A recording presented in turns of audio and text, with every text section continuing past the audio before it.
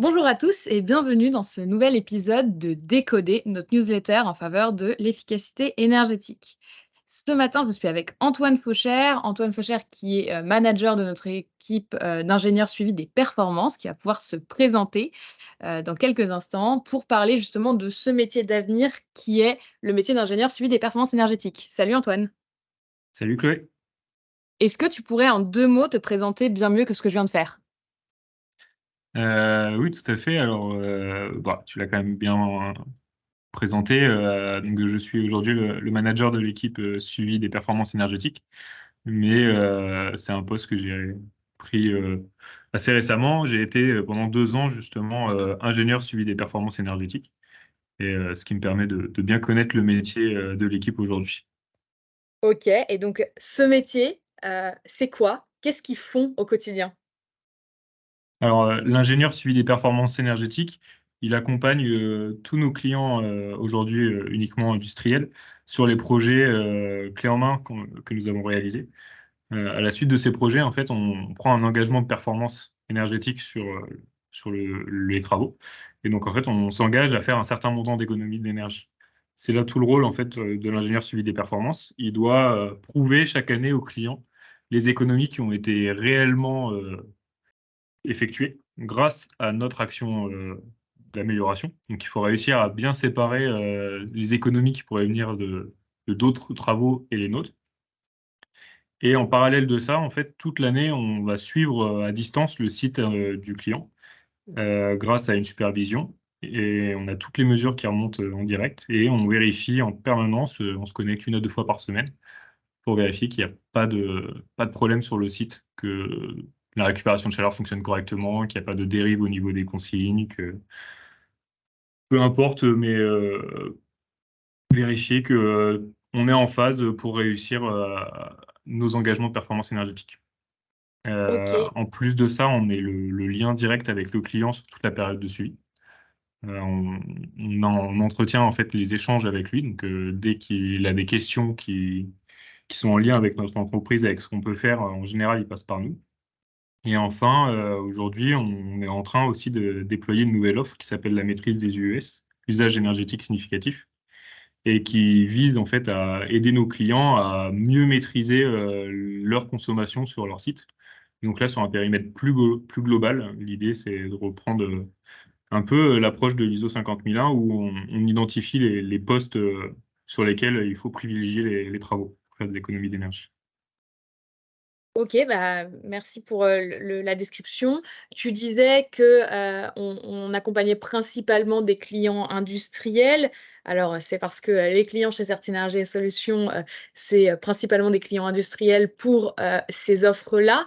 Mais j'imagine qu'on peut, également accompagner, des entreprises tertiaires ou d'autres types d'acteurs?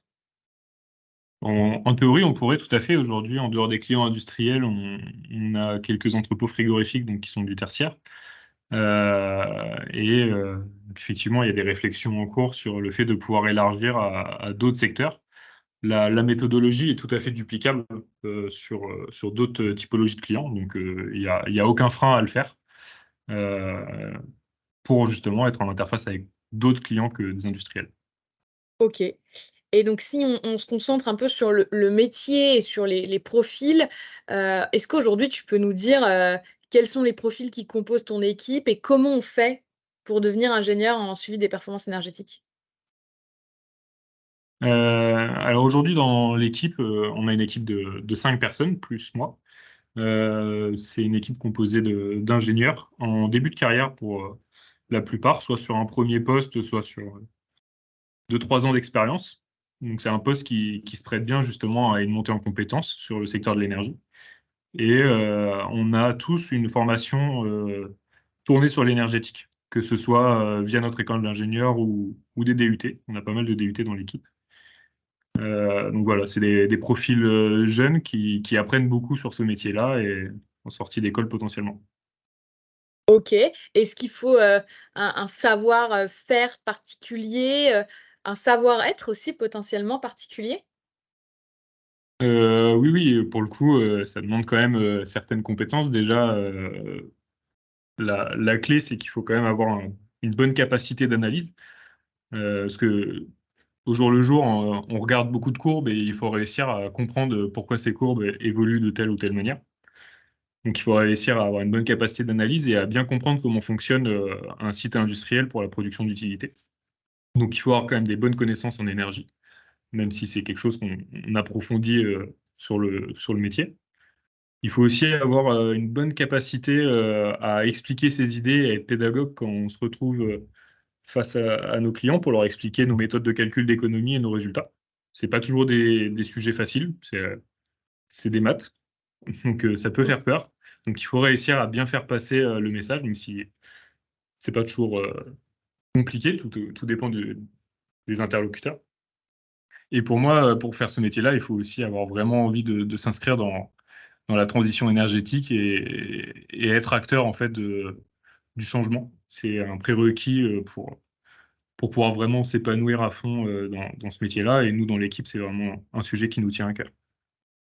OK, donc en fait, si on n'est pas trop allergique aux maths et qu'en plus on sait, les rendre intelligibles, pour les clients, partenaires ou parties prenantes, et qu'en plus, évidemment, on est convaincu qu'il faut faire des économies d'énergie et aider en faveur de la transition, énergétique, globalement, c'est un métier, qui peut nous convenir? C'est tout résumé comme il faut. C'est parfait. OK. Parce que je suis allergique aux maths, c'est pour ça, je me suis sentie visée. Et donc, là, aujourd'hui, nous, l'équipe, ton équipe, elle est en lien avec d'autres équipes au sein de l'entreprise. Est-ce que tu peux nous dire un peu comment, vous interagissez avec, le bureau d'études, l'équipe réalisation, potentiellement aussi les équipes plus commerciales? Comment s'inscrit ton équipe en interne? Alors aujourd'hui, en interne, le projet il est découpé en plusieurs phases. Nous, on intervient sur 3 phases, sur l'APD, la réalisation des travaux et la phase de suivi. Donc l'APD, c'est le moment où l'équipe étude fait son dimensionnement. Là, nous, on intervient pour, euh, pour définir en fait la situation de référence du site, c'est-à-dire en fait la situation avant nos travaux. L'idée, c'est de faire des mesures et de pouvoir dresser un portrait du fonctionnement du site. Donc là, nous, on intervient à ce moment-là. On est en interface avec l'équipe études et la partie, enfin l'équipe commerce aussi pour la définition des engagements. Ensuite, pendant la partie réalisation des travaux, on intervient à nouveau pour présenter le plan de mesure et vérification au client. Donc, c'est un document contractuel qui permet de figer en accord entre toutes les parties les méthodes de calcul d'économie d'énergie. Donc là, en fait, on va expliquer la méthodologie au client et les différents facteurs statiques, c'est-à-dire tous les réglages qui ne doivent pas changer pour conserver l'engagement tel qu'il est. Sur cette phase-là, on est aussi en interaction avec l'équipe digitale, en plus de l'équipe réalisation. Donc, c'est l'équipe qui s'occupe de s'assurer que la mesure nécessaire a bien été installée et qui paramètre notre supervision, qui nous permettra de suivre le site à distance. Et enfin, on a la dernière étape, donc la phase de suivi, où on met les derniers sur le projet, entre guillemets. Là, c'est à nous de vérifier que tout fonctionne correctement et calculer les économies d'énergie.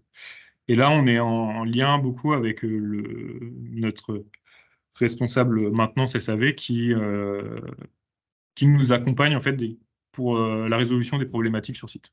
Donc en fait, tout au long du projet, on est systématiquement en interface avec les différentes équipes d'Angers. Et c'est une des grandes forces du métier et de l'entreprise, c'est qu'on est en lien en permanence avec tous les collègues.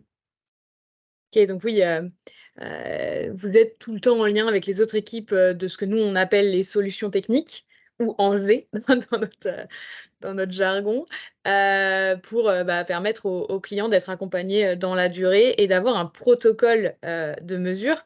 Et donc, Antoine, ce protocole, comment vous faites? C'est la base, hein, pour, ensuite pouvoir, suivre et mesurer les économies d'énergie. Concrètement, qu'est-ce que vous prenez en compte? Comment vous l'élaborez? Comment on fait, en fait, pour mesurer des économies d'énergie? En fait, pour mesurer les économies d'énergie, on utilise le protocole IPMVP, qui est bien connu dans le secteur. L'ISO 50001 se rapporte justement à ce protocole. C'est un protocole international en fait, qui fixe des règles pour pouvoir prouver une économie d'énergie. Parce qu'en fait, prouver une économie d'énergie, finalement, c'est prouver une consommation qui n'a pas eu lieu. Donc, on a plusieurs méthodes et plusieurs règles à respecter. La première et la plus importante, c'est, tout à l'heure j'en ai parlé, c'est la situation de référence. Donc on doit absolument définir en fait le fonctionnement du site avant nos travaux, que cette image, entre guillemets, soit fiable. Donc pour ça, on fait de la mesure. On peut être amené aussi à faire, dans certains cas, une modélisation mathématique. Donc là, c'est des statistiques, on va dire. Et l'idée, c'est pendant la phase de suivi, on va venir mesurer la consommation réelle et la comparer avec notre situation de référence. Et le delta entre les deux, c'est les économies. Donc en fait, on vient mesurer une absence de consommation en simulant le fonctionnement d'avant et en mesurant le fonctionnement actuel. Et en plus de ça, l'IPMVP nous impose des critères de qualité, notamment sur la partie modélisation mathématique, où on doit respecter un certain niveau de qualité, tout comme sur la mesure, pour limiter l'incertitude. Et voilà, c'est de cette méthode-là, enfin, c'est de cette manière-là qu'on mesure une économie d'énergie. OK, super clair. Donc, grâce à cette méthodologie-là, nous, on est capable de, entre guillemets, «fournir des économies d'énergie» à nos clients. Après la fourniture d'énergie, la fourniture d'économies d'énergie en prouvant, les économies d'énergie effectivement réalisées. C'est ça, exactement. Est-ce que pour que, les personnes qui, nous écoutent, aient un exemple un peu concret, tu pourrais nous présenter un cas, que tu as étudié ou sur lequel tu as travaillé, pour que ça soit un peu concret sur comment ça se passe dans un cas réel? Oui, tout à fait. Par exemple, on peut prendre, l'exemple, d'un site avec 2 salles des machines ammoniac sur lesquelles, on est venu, installer, donc, des OCP. C'est une technologie dont on a déjà parlé dans les décodés et que nous, on installe, qui permet en fait d'optimiser, le point de fonctionnement, d'une salle des machines et de la distribution. On fait aussi, sur cette salle des machines, une refonte en changeant, des compresseurs. L'idée après, c'est qu'avec cette salle des machines toute neuve et fonctionnelle, on vienne récupérer les calories nécessaires, sur pour combler les besoins de chaleur sur, la production d'eau chaude sanitaire et le chauffage de certaines parties du bâtiment. Donc là, nous, on avait formulé plusieurs engagements. Un engagement de performance sur, les salles des machines qui ont été rénovées. Donc pour ça, j'ai fait une modélisation du fonctionnement des salles des machines avant travaux, que je viens comparer maintenant avec la mesure. Donc on fait des grosses économies, sur ce périmètre-là. Et en plus de ça, on vient mesurer les économies liées à la récupération de chaleur. Donc aujourd'hui, on alimente, 3 postes, 2 postes de chauffage et un poste d'eau chaude sanitaire, sur lesquels, en fait, on a des compteurs d'énergie qui viennent mesurer directement l'énergie apportée grâce à la récupération de chaleur. Et donc ça, c'est directement les économies qui sont réalisées, puisqu'en fait, toute l'énergie qui est apportée par la récupération de chaleur, c'est une économie. C'est du gaz qui n'a pas été consommé. Donc voilà, concrètement, sur un projet, on va du coup, mesurer, ces différents périmètres pour valider des engagements. Et donc en parallèle de ça, toute l'année, on se connecte régulièrement pour, suivre le fonctionnement de l'installation, vérifier qu'il n'y a pas de dérive, que les températures de consigne sont bien respectées, que les réglages n'ont pas été complètement modifiés, que la récupération de chaleur n'est pas en pause, et cetera. Et OK et tout l'intérêt ce pour le client de tout ça, c'est que nous, on lui prouve des économies, il a confiance dans nos résultats et donc potentiellement, ça lui donne des arguments aussi pour dupliquer, notre offre, sur d'autres sites. OK et j'imagine que ce suivi, Antoine, il permet aussi potentiellement d'alerter le client, en cas de dérive, en cas de modification, d'échanger avec lui pour savoir s'il s'est passé quelque chose sur le site, que ça permet quand même aussi d'avoir une vraie relation, dans la durée pour maintenir des économies d'énergie. Oui, tout à fait, c'est un peu ce que je disais plus tôt. En fait, on est le lien avec le client pendant toute la phase de suivi entre l'entreprise et le site industriel. Et nous, systématiquement, dès qu'on remarque quelque chose, que ce soit un défaut ou une piste d'amélioration, on en fait part au client pour, pour soit lui demander d'agir si nous, on ne peut pas agir à distance, soit le prévenir. Mais systématiquement, effectivement, on échange avec le client pour trouver des améliorations ou des solutions. OK, hyper clair et donc bah, je pense que, en fait, ça se voit dans ce qu'on s'est dit, mais est-ce que, tu pourrais nous dire en quoi, ton métier et le métier, des personnes de ton équipe maintenant, c'est un métier d'avenir et si tu as, je sais pas moi, des conseils, ou autres à donner à, bah, des jeunes ou des moins jeunes, des personnes qui voudraient faire ce métier, qu'est-ce que ce serait comme conseil? Alors déjà, pourquoi est-ce que c'est un métier d'avenir? Je pense qu'on a tous conscience que la transition énergétique, elle est loin d'être terminée.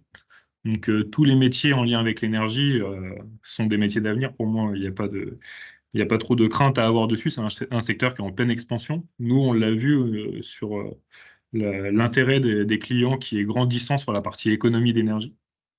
On nous demande de plus en plus d'informations, de plus en plus de résultats.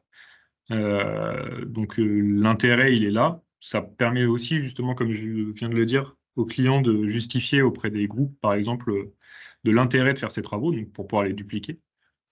Et en plus de ça, on a des nouvelles offres en développement qui concernent justement notre service et qui fait qu'on a un métier qui va devenir de plus en plus intéressant et de plus en plus large au niveau des missions, comme on peut le faire aujourd'hui avec la maîtrise des usages énergétiques significatifs.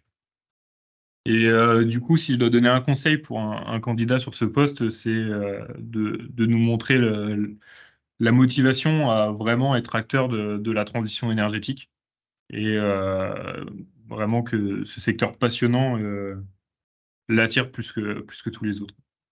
Nous, c'est une sensibilité qu'on a particulièrement et on a envie de garder cette sensibilité dans l'équipe.